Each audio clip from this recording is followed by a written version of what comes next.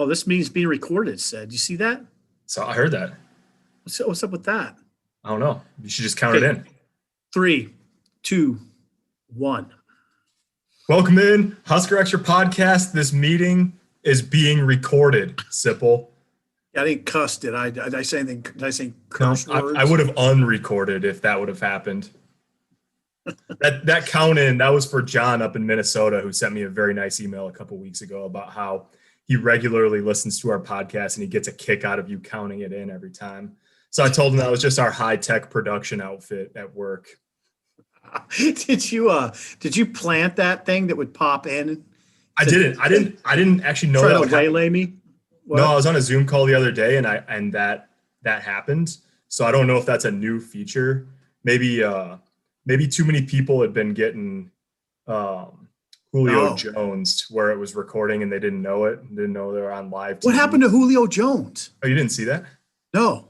He was, who was it? Now I'm not going to remember the play. It was one of those former NFL players that's on TV, I think on Fox Sports. Who would that be? Like a former wide receiver who's on Fox Sports?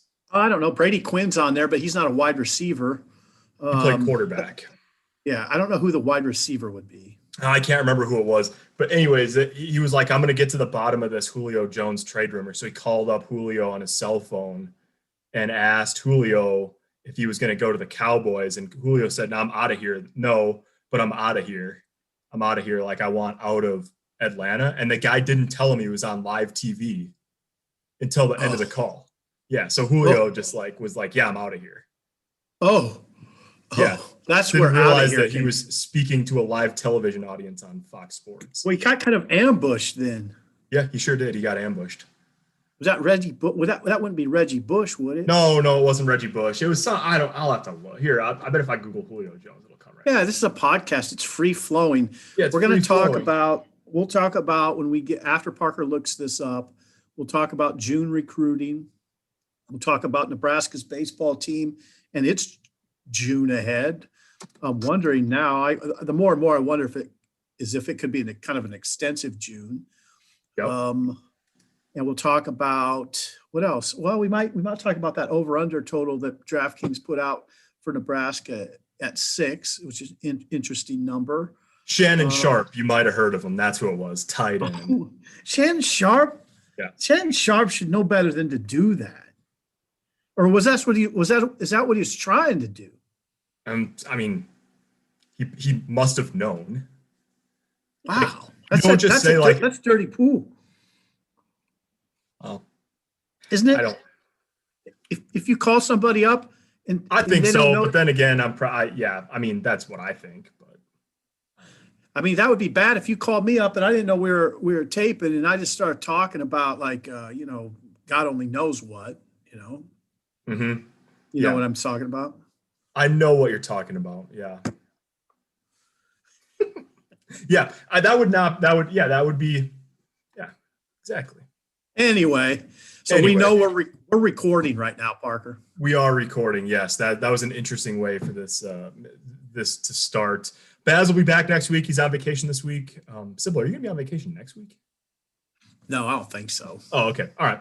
So the whole crew will be back next week. We're going to talk some hoops recruiting next week because it's going to be just like it's going to be for Nebraska football. It's going to be a busy recruiting month for Nebraska basketball too. Fred Hoiberg, Matt Abdel-Massey, and the crew, and their newest recruiting coordinator, Shannon Loom, who's taking over that job this summer, newly created job.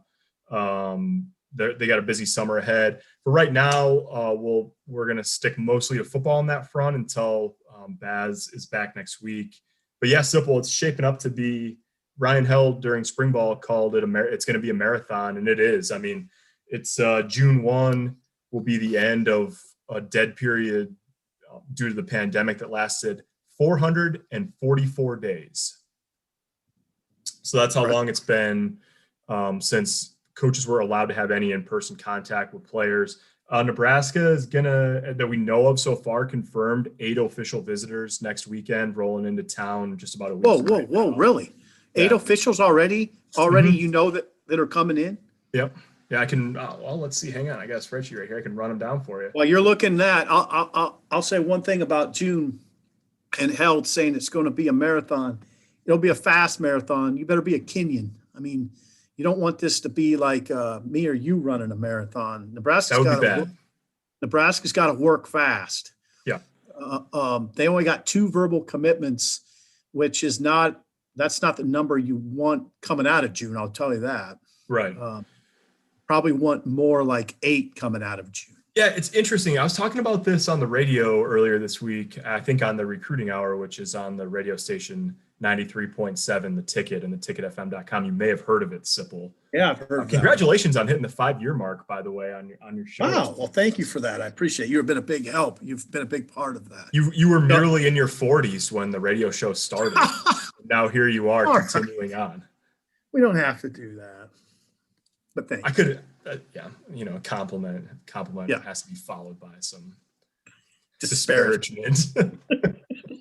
But yeah, it's good. The thing that's interesting about what you say about eight commits or something coming out of June, I agree with you. It's going to be interesting to see exactly how that plays out, though, because kids have waited for so long to be able to go to campuses now that I think there's some individual situations like Richard Torres, for example, quarterback. He's one of the 8 coming to campus next weekend from San Antonio. Like, Richard Torres is a guy who might take 1 visit or 2 visits or whatever and say, okay, there's not that many quarterback spots left. I need to make a decision here quickly. They got a guy like Landon Sampson, the wide receiver from Texas, coming to campus who was just here a month ago. Maybe, I don't know where exactly Landon is in his recruitment, but, some guys have gotten out and seen some places. But I also think that there's going to be players who they've waited this long to go out and see campuses, so they want to take all their visits, which it might mean that, especially for the guys you've got coming to campus right away at the beginning of the month, I don't know. I mean, those guys might be in a rush to make their decision, and it also might not happen right away because they've got visits stacked up for the rest of the month too. So it's just going to be interesting to see how that plays out. Here's the 8 that Nebraska's got. Chase Androff, a tight end from Minnesota, Ashton Craig, an offensive lineman from Indiana, Nico DeVillier, who's a defensive lineman from Arkansas, Jalen Marshall, defensive lineman from Kansas City area, St. Thomas Aquinas, Gavin Myers, a linebacker from Hayes, Kansas, Landon Sampson, we talked about, receiver from a school that you know right where it's at, South Lake Carroll in Texas, Richard Torres from San Antonio, and Justin Williams, who's a running back from Dallas, Georgia, not Dallas, Texas. Okay. So there you go. That's what we know so far. But it's going to, it could change in the next 2 days. It could change next week. There might be more than that. One of those guys might not be coming. It's you sort of, after such a long break, you get back into the reality of like your recruiting list at the moment is a recruiting list at the moment, subject to change, obviously. So it's a really interesting time. I hope people understand that. I mean, one of the interesting aspects of it to me is this idea that there'll be players filtering through Memorial Stadium, prospects literally working out for coaches, which is an interesting picture. I mean, in the month of June, if you happened upon Memorial Stadium for any reason, be it a tour or some sort of thing for your corporation, you might look down in a field and see an individual working out for a Nebraska coach or coaches. That's the sort of thing that hasn't happened for a long time now. So that there's going to be a lot of that, it sounds like. And it's never, this is a new rule that the NCAA sort of green-lighted because of the pandemic, where you can work out individually. Of course, we've always had camps where guys could come out and, be evaluated through June. And May has always been the month where college coaches go out on the road and evaluate kids during spring practice and all of that. But it's interesting that kids can come to Lincoln and go through a workout with the coaching staff or go to any college in the country. I literally, not to just tell you all of what my Sunday story is about, but I just finished writing it. And I talked to Vince Genatone, who's he's got one FBS offer. He's out in North Platte and turned some heads with a track time this year. He's a state champion wrestler, good athlete all around. He told me this is his June schedule. The workouts for coaching staffs and unofficial visits. June 6th, Cal. June 11th, Nebraska. June 14th, Boise State, June 19th, Washington State, June 22nd, Wyoming. That's pretty So, exciting. yeah, it is. It's exciting. And it's a lot. It's not just the coaches that are going to be really busy. It's kids too, Yep. And subsequently reporters that cover recruiting. So it's set to be a busy month. Nebraska's got camps, 2 Friday Night Lights camps, June 4th and June 18th. They have at least 2, I think 3 or more official visitors for each of the 4 weeks already that we know about. June 19th is a Saturday. They're reviving their big recruiting barbecue event that they had for the first time in 2019. Obviously didn't have one last year because of the pandemic, but yeah, it's a busy month at Memorial Stadium, and it's going to be very interesting to see what happens. I like this. I think it's a good idea for the NCAA to allow these individual workouts, because the more time these coaches get to know kids, the better it is for everybody in the recruiting process. I think the NCAA has to be very mindful of the recruiting process and the ability of these entities to get to know one another. You know where I'm going with that is a transfer portal. If you're going to have a transfer portal in place, I think you have to put things in place that enhance the ability for these relationships to actually grow. You know, Parker, we hear about this relationship thing, that how important it is, but I've had coaches over the last few months say that's so overblown. Like, how much do you really get to know a kid on a few Zoom calls? You know, you hear it all the time, and I think it's something that people like to say. But the more things that are put in place for these people to actually get to know one another, the better. So I think that's a good idea. Yeah, I mean, and it was interesting. And it's really interesting. It's an interesting picture in my head that that think about. There's a certain amount of pressure on a kid in that situation, which is good. This is high level football, but it's a chance to evaluate in person. Yeah, I totally agree. I mean, it's going to be a test of the organization and operational competency of everybody in the country too. Like I saw, no doubt. Did you see Mark Pantoni, who's he's Ryan Day's chief of staff in charge of a lot at Ohio State, and he said they have 51 official visitors coming to Ohio State in the month of June. 51 in the month of June. Yeah, that's. I mean, yeah, that's like incredible. You said, that list could grow. Yeah. Nebraska probably, we know about, I think my list is 18 right now. I think probably you're looking at the 20 to 25 range all told over the course of the month. And then obviously, you know, Nebraska likes to get guys in during the season too. So it's off and running on Tuesday, and it's going to be quite a while. You said something interesting and intelligent. Organizational competency. I mean, that's okay. It's good. The floodgates are back open. You can recruit now in person. There's evaluation and there's on-campus visits, but how do you use it? I mean, how organized are you? Do you get the right kids in here? There's a lot of organizational competency becomes paramount at this time. And it all comes out in the wash on autumn Saturdays, right? It does. How many times do you think Nebraska's going to win on autumn Saturdays this year, Sipple? Because a couple of sports books have come out the past week or so and put it right at 6, not 6.5, not 5.5, right on 6. Yeah, it's interesting that they're doing that. They're not putting halves on them. I've talked to some people who seem to think they usually do. I always look at these things this way. I think you got to go to some extreme, like you're putting your house on the line. That cuts all the bull crap out. Excuse my language. It's all right. It's a holiday weekend. You can drop one shit. That's fine. Now we've got two. So it takes all of that out. If you're putting your house on the line, then what are you doing? Well, I know what I'm doing with Nebraska. I'm taking over, but I don't feel, all that confident. If they would lose to Illinois, it would be a very tense autumn, Mm-hmm. You're putting your house up, but you're not going to paint it in the meantime after you put your house on over. Right. Yeah, I'm not having Trixie buy a bunch of new furniture. Um, the we'll see. But what I was interested in was the neighborhood Nebraska's in. I mean, when you start looking around at the other people in your neighborhood, it's interesting. That who's got 6 besides Nebraska, who's at 5.5, who's at 6.5. I mean, you're in the neighborhood with, Virginia. Boston College is a little out of your neighborhood. Boston College is at 7. Mississippi State, they're in your neighborhood at 5.5. Baylor at 5.5 is in your neighborhood. Northwestern, 6.5 is in your neighborhood.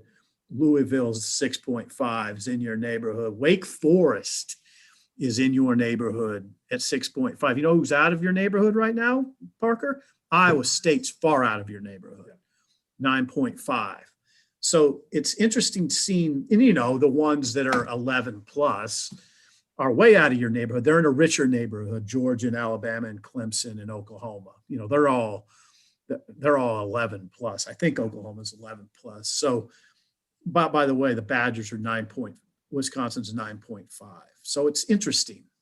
It is interesting. Those are interesting to me. Yeah. So when it comes to over-unders, strength of schedule definitely plays a factor in that. Right? Yeah, I mean, absolutely. It's impacted with Nebraska by the fact that they play 2 playoff teams. But we said Wisconsin's at 9.5. Wisconsin plays Penn State, Notre Dame, and Michigan among their first 4 games. Or Notre Dame. Penn State. Okay. Yeah. Notre Dame and Michigan, I think, are the 3 that are up before October 2nd or whatever. So, it's very interesting. I've really gone back and forth on what I would do if I was asked with 6 as the over under. I put it to a poll on my Twitter account earlier this week, and I got 51% over, 18.5% under, and 31% right on 6. And that might be sort of a cop out to go right on 6, but I mean, I don't know. It's interesting. It's like you say that we're going to talk a lot more about this through the summer and obviously in August too. But and the first 3 are really important: Illinois, Buffalo, Fordham, and Buffalo. I mean but the 3, you've got 3 that you feel like you should. I mean, if you're going to have a good year, that you should get over the first 3 weeks before you go to Norman. So, yeah, I mean, it comes down to, I think there's a danger in belaboring this point, but in a way, you almost have to mention it. Nebraska, if they're going to have the kind of season everybody wants, they got to win close games. I mean, it just comes to me, the discussion largely becomes about that. I mean, can they do enough to get over the top in games that you figure are going to be close? And there's a lot of those. I mean, for instance, like if you go to Wisconsin and win, you're probably not going to sprint away from Wisconsin. Right. Mm-hmm. If you, you figure Northwestern is probably a close game. It has been. It was last year. It has been of late, right? But both games in the Frost era have been really close. If you would upset Oklahoma, you're not going to run away from them. You figure even when you go to Michigan State, I don't know that if you beat them, it's probably not going to be by a large margin. So that it kind of comes down to that for me. But I do think Nebraska has the personnel to be in that 7 to 8 to 9 win range. 9 would take a lot of luck, but this is really, we're echoing what Bill Moose has said, what Frost has said, that they have that. I think they have that sort of personnel. Yeah. 11 one-possession losses for Nebraska. Hello? Hello? 11 one-possession losses during the Frost era? Yep. Really? Yeah, I think it's 5. They're 5-11 in one-score games. Is that right? Yeah. So. Or one score games, not one possession games. Or I guess that'd be about the same thing. Same thing. You can score once on a possession. Yeah. All right. It's the off season. It's fine. We don't have to be totally locked in. It's May 28th. 3:19 p.m. Yeah, I'm trying to think if there's a distinction there, and I'm not coming up with one right now. I don't think there is. One possession, one score. Yeah. If you need to get the ball back again, that means you need another score, which means you need another possession. Yeah. Interestingly, of those 11, like you just mentioned, three of the 11 one-score losses are against Iowa. Say that again. 3 of the 11 one-score losses are against Iowa. Okay. Wow. Yeah, 6-3-3, 3-4-6, something like that. The margins in the 3 games that Hey, they played. the fan base, and I've talked to some of them today. They're looking for that game, for instance, for Nebraska to break down that door. There's a lot of fans that are looking at this season as not like a make or break for Frost in terms of if they don't have a great year, he's fired. But they're, in terms of confidence level and the way they evaluate the program, they're looking for a lot this year. A lot of fans that I talk to anyway are. And I think as media, we're kind of in that mode too. Let's see something now. It looks like they have some personnel, like I said, on defense, all those starters back. Looks like they're better at the skill positions, especially receiver. Let's see it. Yeah. It's so interesting too, because now with that, with the Southeast Louisiana game off the schedule and Fordham, up front, the last 3, they play 3 games in November, the 6th, the 20th, and the 26th. Ohio State, at Wisconsin, and Iowa. So one way or the other, you're going to get through that Purdue game on October 30th. You're 9 games in, and you're either going to be sitting there going, hey, you got a chance to, I know it's 3 teams you've really struggled with down the stretch, Ohio State, Wisconsin, Iowa, but you got a chance to maybe take a run at the division here. Or you're going to get through that Purdue game on October 30th, and you say, what is this going to look like? Now we got to find a way, and it hasn't happened so far this year. Those are 2. Halloween's going to feel, it's going to either be the one way or it's going to be the other. There's probably not a lot of in between before you hit the home stretch there. We got a long way to go until you get there, though. Yeah, part of this beauty of college football is its unforgiving nature. And if you're scuffling into November, those teams will hit you like a sledgehammer. You better be ready for that. You better be mentally, emotionally, and physically ready for that run. Because if you're not, you'll get waylaid. Yep. We saw it. We saw it in 2007. We saw it in 2017. The team wasn't ready at all. And it got, teams like Minnesota were putting a sledgehammer to them. Yep. Yeah. Okay. So that all, there's plenty more to explore there as the weeks go on. You've been doing some exploring over around campus, haven't you? Are you doing like a daily check-in, weekly check-in? I put some photo. Yeah. I just want to, I don't want to sound too like a haughty journalist, but I'm just trying to document through photos the demolition of Ed Weir Stadium and then the startup of this 155 million student training athletic facility. And it's sort of interesting for an older dude like me that's, grew accustomed to Ed Weir Stadium in my life. I'd go over there and run. And now it's if you go over there today, Parker, I bet you'd see it getting pretty much torn apart. Those photos I put on Twitter last night were actually from Sunday. I was having some kind of phone issue where I couldn't put my photos to Twitter. The dam broke last night, I noticed, and I could do it again. So I put those up. I'll head over there this weekend to see what else is going on. Nice. I like that you're documenting through photos the demolition of Ed Weir Stadium. It's sort of interesting to me. I imagine pretty soon, Parker, what's today, the 28th? Mm-hmm. What did Moose tell you, that around the 1st of June, they'll move into heavy machinery? Pretty soon into June. I think so. Nebraska's got a couple of qualifiers for the NCAAs. So I'm guessing that they want those athletes to be able to practice, obviously, out on the track. Yeah. But once they head to nationals, there you go. Off. So, I would think that'd be in the next couple weeks. Moose will be very excited when they start moving the front loaders and the back loaders and the cranes and the God, dump trucks. he loves him some front loaders and some cranes. The cement trucks will be whirring. It'll be quite a scene over there. It'll be quite a scene. It's interesting, we got all this stuff going on in June, and this is a good note to spend our last few minutes here on. I mean, the baseball team's going to be playing into June. Wrapped up the Big Ten championship, obviously, last weekend, second year under Will Bolt. Beat Michigan 1-0 hot off the presses this afternoon. Dominant pitching performance today. Cade Povich, 7 shutout, 4 hits, 9 strikeouts. Jake Buns had the 8th, and Spencer Schwellenbach in the 9th took them all of 9 pitches, I think, to dispatch Michigan in the 9th. That's a pretty good recipe right there, Sipple, for getting 27 outs. Those 3 pitchers have all been pretty good.